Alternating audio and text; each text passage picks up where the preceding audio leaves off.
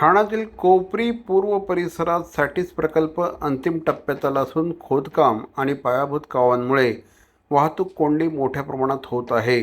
पूर्वेकडून पश्चिमेकडे जाणारा मुख्य रस्ता बंद असल्याने नागरिक आणि विद्यार्थी रोजच्या प्रवाशांना मोठ्या प्रमाणात गैरसोयीचा सामना करावा लागतो आहे.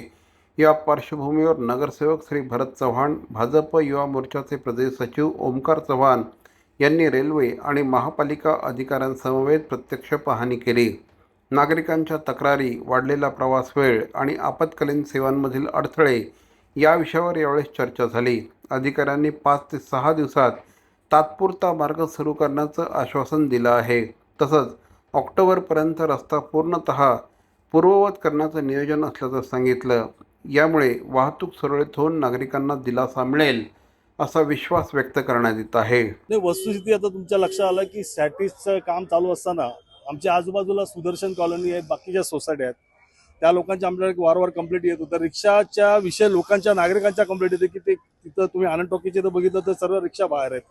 म्हणून आम्ही त्यांचे सिनियर पी दिलीप पाटील असो, आमचे कोच साहेब रेल्वेचे सर्व अधिकारी असो, आमचे महापालिकेचे अधिकारी असो, आमचे सहाय्यक आयुक्त असो, यांच्या सर्वांच्या माध्यमातून एक आम्ही ट्रॅफिक ऑफिसर दिलीप पाटील असो सिनियर पी त्यांच्या माध्यमातून एक व्हिजिट घेतली की बाबा इथं नेमकं काय करायला पाहिजे. कारण आता आपण बघितलं असेल या सुदर्शन कॉलेजच्या या संदर्भात तिकडे फायरची गाडी जायला जागा नाही, कारण यांनी सर्व ते पॅक करून टाकलं.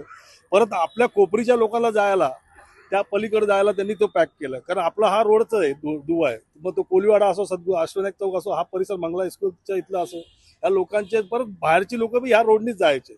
मग त्यासाठी आम्ही संबंधित अधिकारी रेल्वेचे आणि आपले महापालिकेच्या अधिकाऱ्यांशी बोललो. त्यांनी आता ते रोड 4-5 दिवसात खोलून देणार आहे की लोकांना जायला तिथं आम्ही बोललो हॉलिजन लाईट बीटची व्यवस्था करा, तिथं सिक्युरिटी ठेवा, कारण ती आडोसा आहे. उद्या आता तुमचं काम चालू असताना तिथं महिला भगिनी कुठे गेल्या तर त्या लोकांना रिस्क नको म्हणून सिक्युरिटी बी ठेवा. आणि त्या बाजूने त्यांनी ते 6 दिवसात आता बॅरिकेड लावून ते व्यवस्थित ते चालू करणार रोड यायला. दुसरा प्रश्न होता सुदर्शन कॉलेजच्या ह्या भागातल्या परिसरातल्या लोकांचा सर्व ड्रेनेज लाईनच्या आणि ह्या सर्व लाईनी चॉकअप झालेल्या आहेत. तर त्या संदर्भात मी त्यांच्याशी बोललो की ह्या लाईनी आम्हाला ओपन करा, आणि ते तुम्ही जे वरती हे केलेलं आहे बंद केलं, वरती केलं, पावसाळा आलाय, परत ते पाणी सोसायटीत नको घुसायला लोकांच्या, त्या संदर्भात बी आम्ही डिस्कस केलं. त्या संबंधित त्यांनी समाधानकारक उत्तर दिलं. पण